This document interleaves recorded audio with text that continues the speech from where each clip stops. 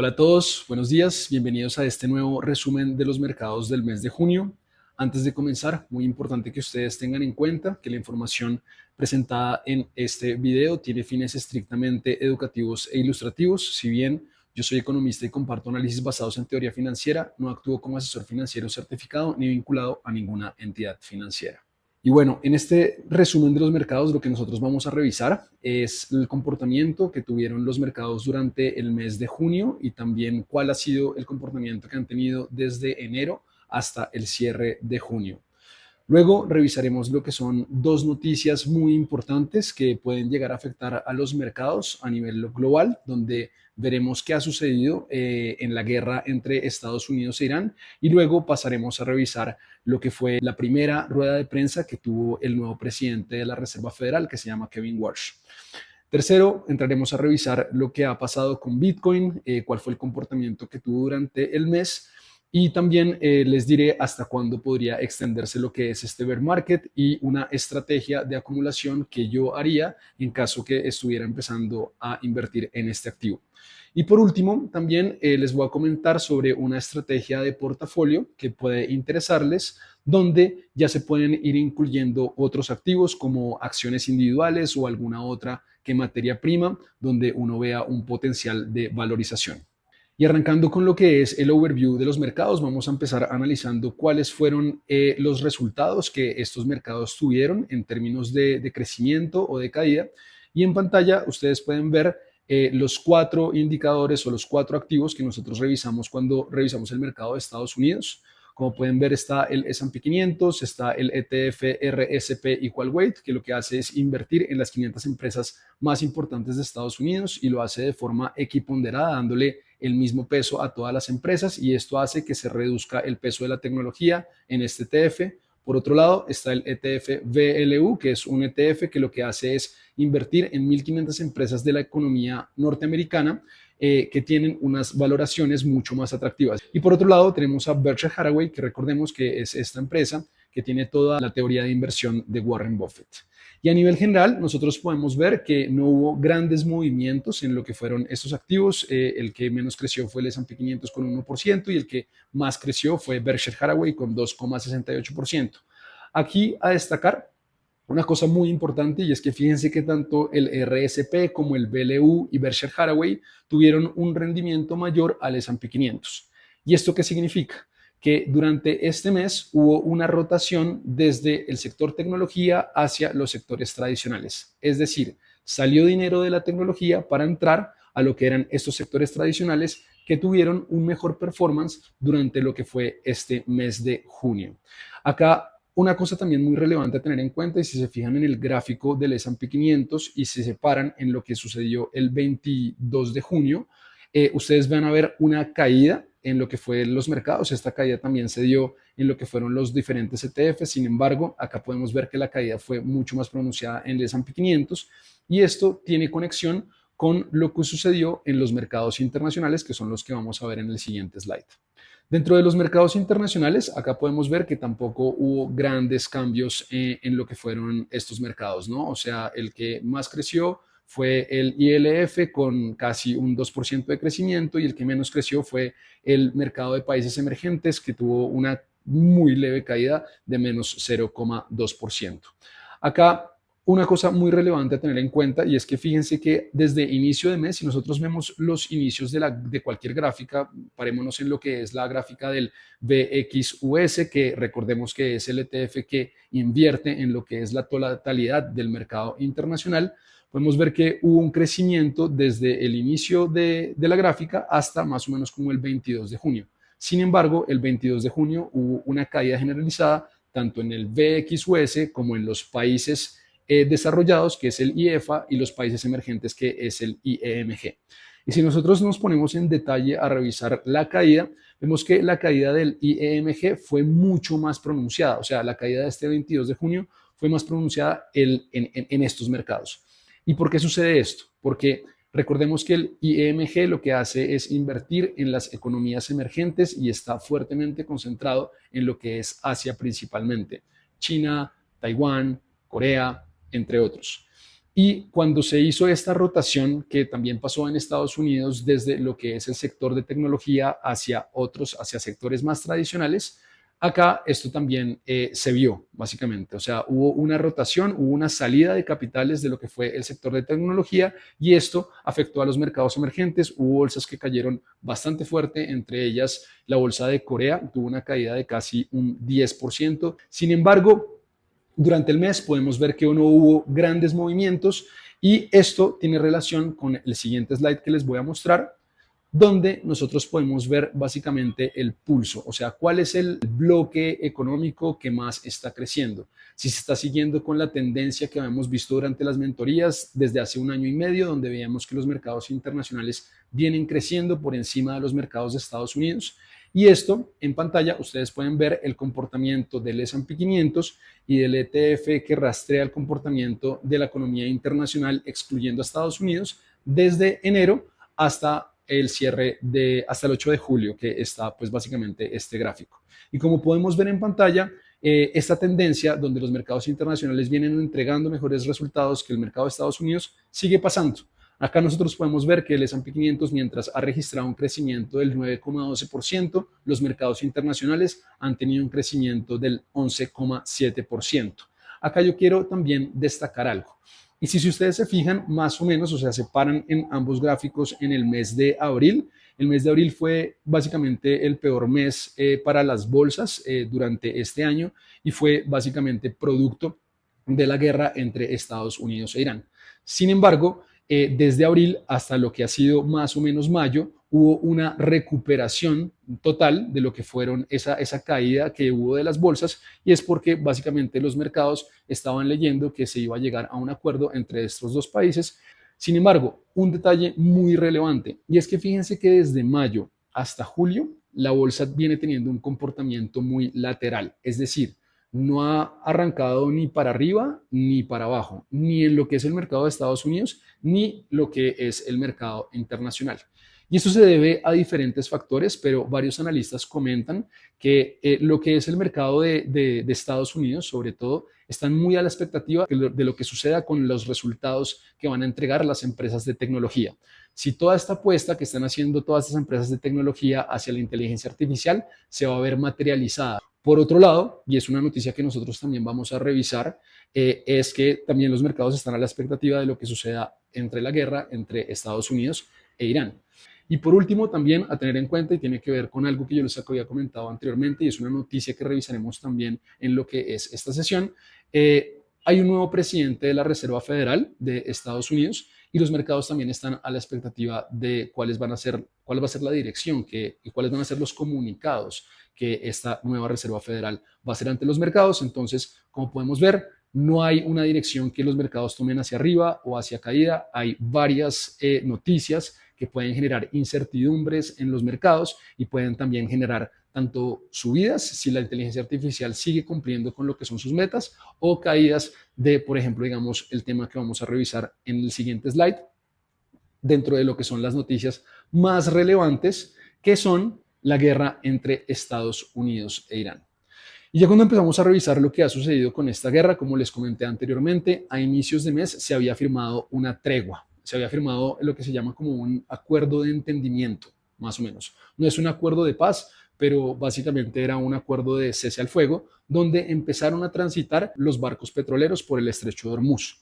Esto hizo que desde, si ustedes se fijan en el gráfico, y se paran en lo que sucedió en junio. Fíjense que en junio el petróleo pasó de más o menos unos $95 el barril hasta llegar más o menos a los $70 el barril. Que este es el punto donde básicamente el petróleo estaba antes de que iniciara la guerra, ¿no? Entonces, gracias a este acuerdo, gracias a que se aperturó lo que fue el estrecho, el petróleo cayó y esto lo que hace es bajar las presiones inflacionarias que en sí hay en Estados Unidos y en el mundo. Sin embargo, ayer, 8 de julio, las hostilidades entre ambos países ya venían desde la semana pasada, pero ayer, 8 de julio, Donald Trump salió a decir que ya no había ningún acuerdo y que volvían los ataques entre ambos países. Esto hizo que en un día el precio del petróleo aumentara un 4,39%. Y recordemos que Si sigue este estrecho de Hormuz cerrado, muy seguramente esto generará una presión del petróleo hacia arriba, y cuando se genere esta presión del petróleo hacia arriba, si llegamos a los niveles de los $130 el barril, $120 el barril, esto seguramente va a tener una reacción en lo que es las bolsas y posiblemente haya una caída. Otra cosa también, noticia muy relevante a tener en cuenta, y fue la primera rueda de prensa de Kevin Warsh. Y en esta primera rueda de prensa, yo antes de pasar a decirles lo que esta persona comunicó, yo primero necesito que ustedes coloquen en perspectiva la importancia que tiene este nombramiento en el mundo. Las decisiones que se tomen dentro de lo que es la Reserva Federal con respecto a las tasas de interés, con respecto a las inyecciones de capital, pueden afectar directamente a lo que es la bolsa, el oro, la renta fija, la renta variable y los diferentes activos. Recordemos también que lo que es el objetivo de la Reserva Federal es que se mantenga un desempleo estable y una inflación estable. Y las herramientas que ellos tienen para poder controlar lo que son estas dos variables entre el desempleo y la inflación es básicamente las tasas de interés. También no dejar de lado que recordemos que dentro de lo que es el mundo de la bolsa, Estados Unidos representa casi el 50% de la bolsa. Entonces, por eso es tan relevante las decisiones que se toman dentro de la Fed. Otro punto también muy relevante, y esto funciona en cualquier banco central en el mundo que obviamente tenga una independencia, y es que si bien hay un presidente de la Reserva Federal, que en este caso es Kevin Warsh, la decisión no la toma solamente Kevin Warsh. Las decisiones de lo que son los bancos centrales se toman a partir de una junta directiva. Como funciona, por ejemplo, digamos en Colombia, que hay un presidente y hay una junta directiva, unos miembros donde se ponen de acuerdo y ellos deciden entre todos por un voto si se sube o no las tasas de interés. Asimismo, funciona en Estados Unidos, solo que allá estos miembros de junta directiva se les llama gobernadores. Y aprovechando que ustedes ya saben el significado de lo que es un gobernador, también aprovecho para darles unos datos sobre quién es Kevin Warsh. Y Kevin Warsh inició su carrera en banca de inversión, inició trabajando en Morgan Stanley y luego él a sus 35 años se convirtió en el gobernador más joven que ha tenido la Reserva Federal. Es una persona muy competente, que es muy conocida dentro del sector económico, y hay varios inversionistas que son administradores de fondos muy grandes que respetan también lo que es su pensamiento y las críticas que él ha hecho hacia la Reserva Federal. Y esto es muy relevante, y es que Kevin Warsh, si bien él estuvo dentro de la Reserva Federal, él después de 5 u 8 años de estar dentro de la Reserva Federal, lo que hizo fue renunciar porque él creía que las políticas que se estaban tomando dentro de la Reserva Federal no eran las adecuadas para la economía, y lo que hizo él fue criticar fuertemente a cómo se ha manejado la Reserva Federal en lo que ha sido los últimos años. Entonces, esto nos da pie a comentarles que este señor viene con una nueva estructuración para la Reserva Federal, y yo acá les voy a comentar dos de los cambios que quiere hacer, que es, pues obviamente son muchos más cambios los que quiere hacer, pero quiero que se queden con estos dos. Y el primero es que él viene a darle fin a lo que es el forward guidance. Y obviamente esto suena como muy técnico, etcétera, pero yo se los quiero comentar como una analogía. Entonces imaginemos que hay un autobús y hay un conductor de lo que es este autobús, que es el señor Kevin Warsh, ¿no? Y va manejando por una carretera y como lleva como pasajeros a lo que son los inversionistas a nivel global.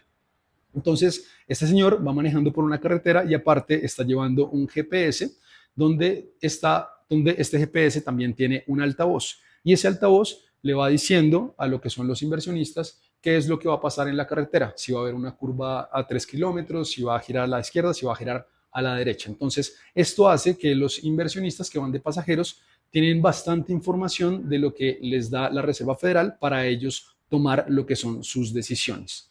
Ahora, cuando Kevin Warsh dice que va a quitar el forward guidance, lo que dice básicamente es que va a silenciar el GPS. Y ahora las inversionistas, al no tener tanta información, al no saber qué es lo que va a pasar dentro del futuro, en la próxima reunión que vaya a tener de la Fed, que si el autobús va a coger hacia la izquierda o hacia la derecha, sino que ellos mismos van a saber cuándo va a dar el giro, pero gracias a que el giro se está dando en ese momento, Eso va a hacer que los mercados básicamente sean mucho más volátiles. ¿Y por qué hace esto Kevin Warsh, no? Y lo que dice él, que a mí me parece que es muy sensato, y es que en lo que ha sido los últimos periodos de mandato de la Reserva Federal, cuando ha existido lo que es un forward guidance, esto ha hecho que los mercados estén a la expectativa de lo que vaya a decir la Reserva Federal para ellos tomar las decisiones. Y Kevin Warsh, lo que él dice es que la Reserva Federal no debería tomar ese papel dentro de la economía, que lo que debería hacer la Reserva Federal es una observación de lo que son los datos macroeconómicos que están funcionando en la economía y también los movimientos del mercado para que todo esto les dé información a ellos para que ellos tomen las decisiones y no sean los mercados los que estén tomando las decisiones a partir de las decisiones que se toman dentro de la Reserva Federal. Y otro de los cambios que quiere realizar Kevin Warsh es la forma como se mide la inflación, ¿ya? Y yo les quiero mostrar en lo que es la imagen que ustedes ven en pantalla. Hoy en día les voy a dar un ejemplo de cómo se mide la inflación y ustedes pueden ver que acá se está calculando la inflación tomando lo que son los siguientes ítems, que son los airfares, que son tiquetes aéreos, energy, que es energía, housing, que es los precios de las casas, food, que es el precio de la comida, healthcare, que es el precio de la salud, apparel, que es el precio de la ropa, y los carros usados. Estos son, obviamente, dentro de lo que es la inflación, también se tienen en cuenta lo que son estos ítems, pero para este ejemplo estamos utilizando los que ustedes ven en pantalla. Y como pueden ver, ahí está el cálculo de inflación de ese mes, de lo que son los tiquetes aéreos, que tuvieron una inflación del 18%, la energía, que tuvo un 12%, la casa, un 4.5%, ahí no va a saltar a lo que son los carros usados, que tuvieron una caída de precios del menos 0,8%. Entonces, hoy lo que es este cálculo se hace a partir o teniendo en cuenta lo que son todos estos ítems que se encuentran dentro de la pantalla y podemos ver que el cálculo de inflación es aproximadamente de un 4.8%, ¿ya? Que es lo que ustedes ven como el Standard Average All Items. Ahora, Kevin Warsh, la modificación que él quiere hacer es implementar algo que se llama la Trim Mean Inflation. ¿Qué significa la Trim Mean Inflation? Es que básicamente lo que él quiere hacer es quitar los extremos, quitar aquellos ítems que se encuentren muy alejados del promedio. Y acá pueden ver que los airfares, la energía y lo que son los carros usados están las barritas en color gris, mientras que el housing, food, healthcare y apparel están las barras son moradas. Entonces lo que él quiere hacer al tomar lo que es este Trim Mean Inflation es quitar los extremos, ya quitar aquellos ítems que se están alejando demasiado de la inflación, entonces retira lo que es la energía, retira lo que son los tiquetes aéreos, retira los carros usados y solamente tiene en cuenta la casa, la comida, la salud y el apparel, que son aquellos ítems que tienen una inflación más cercana a lo que es el promedio. Y al retirar lo que son estos extremos, la inflación cae de un 4.8 a un 4.6. Que a mí en lo personal esto me parece que es una manipulación de la inflación, ¿no? Teniendo en cuenta que la inflación ya está manipulada, porque nosotros sabemos que una inflación de un 4% tampoco es real. Ahora pues obviamente quieren manipularla más para que caiga. ¿Y por qué quiere hacer esto Kevin Warsh? Y es que recordemos que a esta persona la puso el presidente, la puso Donald Trump. Y el presidente lo que él quiere es que caigan las tasas de interés. ¿Y por qué quiere que caigan las tasas de interés? Porque básicamente esto lo que hace es darle mayor impulso a la economía, generar más empleo, etc. Entonces, con este nuevo cálculo, Kevin Warsh se va a poder acercar a lo que es el objetivo de inflación de Estados Unidos, que está alrededor del 2%. ¿Vale? Y cuando ellos se acercan a lo que es este objetivo del 2%, esto hace que obviamente Kevin Warsh y la Reserva Federal puedan tomar la decisión de bajar las tasas de interés. Y recordemos que si bajan las tasas de interés, obviamente esto es un impulso para la economía y va a ser también un impulso para las bolsas. Y por último, revisando lo que es este tema de Kevin Warsh, que es muy relevante, yo les había mostrado anteriormente en el resumen de los mercados de mayo, un gráfico que lo que hacía era mostrar el comportamiento que había tenido el mercado después o durante los primeros 3 meses de mandato del nuevo presidente de la Reserva Federal.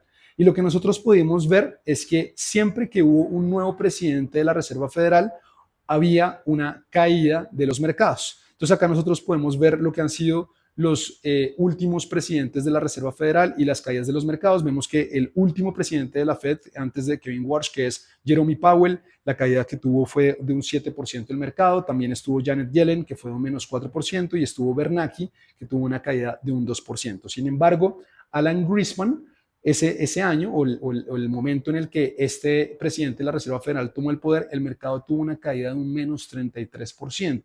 Y esto es lo que yo les quiero mostrar cuando les resalto lo que son las caídas que hubo de los últimos 3 presidentes versus la caída de Alan Greenspan y también la caída de Eugene Meyer, que fueron caídas muy fuertes. Y en común, estas caídas lo que tuvieron es que estos presidentes, tanto Greenspan como Meyer, cuando llegaron a la Reserva Federal, llegaron a hacer cambios estructurales, así como el cambio estructural que quiere hacer Kevin Warsh. Mientras que Powell, Yellen y Bernanke siguieron una línea muy parecida de lo que eran las decisiones que se tomaban en la Reserva Federal. Entonces, que no nos vaya a asustar, que no nos vaya a coger por sorpresa que el mercado puede llegar a tener una turbulencia mucho más fuerte de la que ha presentado en el último mes por estos cambios estructurales que se están haciendo dentro de la Reserva Federal. Y avanzamos revisando lo que ha sucedido con el bear market de Bitcoin. Y en este primer slide, ustedes lo que pueden ver en pantalla es el comportamiento que ha tenido Bitcoin durante el mes de junio. Bitcoin se ha mantenido alrededor de los precios de $62,000. Durante este mes tuvo una caída de un 2%. Sin embargo, en lo que fue el 1 de julio, Bitcoin rompió lo que fue la barrera de los $60,000 y cayó a los $59,000. Para mí, lo que es esta zona entre $50,000 y $70,000 es zona de acumulación, es zona donde me parece que es un muy buen precio para comprar en cara a largo plazo, en cara al futuro. Y con esto podemos avanzar a lo que es el siguiente slide, donde yo acá lo que hago es mostrarles un gráfico del comportamiento de Bitcoin desde el 2013 hasta la fecha. Y acá lo que podemos ver en las zonas que están resaltadas con amarillo son básicamente los bear markets y las caídas que ha tenido Bitcoin a lo largo de sus bear markets. Vemos que la caída que tuvo en el 2015 fue del 86%, la caída del 2019 fue de un 82% también, la caída que tuvo en el 2023 fue de un 77% y no descartemos que una Bitcoin podría tener una caída hasta un 72%. A mí me parece que esto es un poco más exagerado. Me parece que Bitcoin lo máximo que podría caer serían más o menos como a los $50,000, $45,000 máximo. Sin embargo, como les digo, ni yo ni la persona que hizo este gráfico saben con certeza lo que va a pasar con Bitcoin. Es por eso que es muy importante tomar la estrategia de DSA, donde básicamente uno le asigna un monto establecido y uno compra sin importar lo que es el precio. Ahora, no hay que descartar que este bear market de Bitcoin podría llegar a extenderse, podría durar más de lo que es este noviembre del 2026. Y para ese caso, que este bear market se extienda, la estrategia que yo tomaría en caso si fuera una persona que estoy asignando más de un 10% de mi portafolio a lo que es este activo, la estrategia que yo tomaría sería llegar a un objetivo nominal de Bitcoin. ¿A qué me refiero con un objetivo nominal? Recordemos que un Bitcoin cuesta $62,000. Es decir, una fracción de Bitcoin de 0,1 Bitcoin es alrededor de $6,200. Entonces, si yo soy una persona que estoy asignándole esa cantidad por encima del 10% de mi portafolio a este activo, tener una meta de llegar al 0,1 Bitcoin me parece bastante sensato. Entonces, para aquellas personas que lo están comprando por medio del ETF, pueden escribirme y yo les puedo hacer el cálculo cuál sería el equivalente al 0,1 Bitcoin en términos de acciones de ETFs. Bueno, y hemos llegado a este último módulo donde revisaremos una estrategia de portafolio que yo creo que les va a interesar y también algunas acciones que yo he estado estudiando, he estado observando donde veo oportunidades importantes para lo que es las caídas que han tenido el mercado en diferentes sectores. Iniciando con lo que es esta estrategia de inversión, acá como ustedes pueden ver en pantalla, esta estrategia se llama la estrategia de portafolio Core Satélite, ¿no? Entonces se llama Core porque el core del portafolio, que es ese 80% del portafolio, debería estar conformado por lo que son ETFs globales y Bitcoin, es decir, activos que uno pueda ir acumulando en el tiempo. Pero lo que sería este satélite, es decir, un 20% de lo que uno le asigna a lo que es el portafolio global, se podría ir a pequeñas apuestas donde uno vea oportunidades de inversión, como lo pueden ser acciones individuales y oro.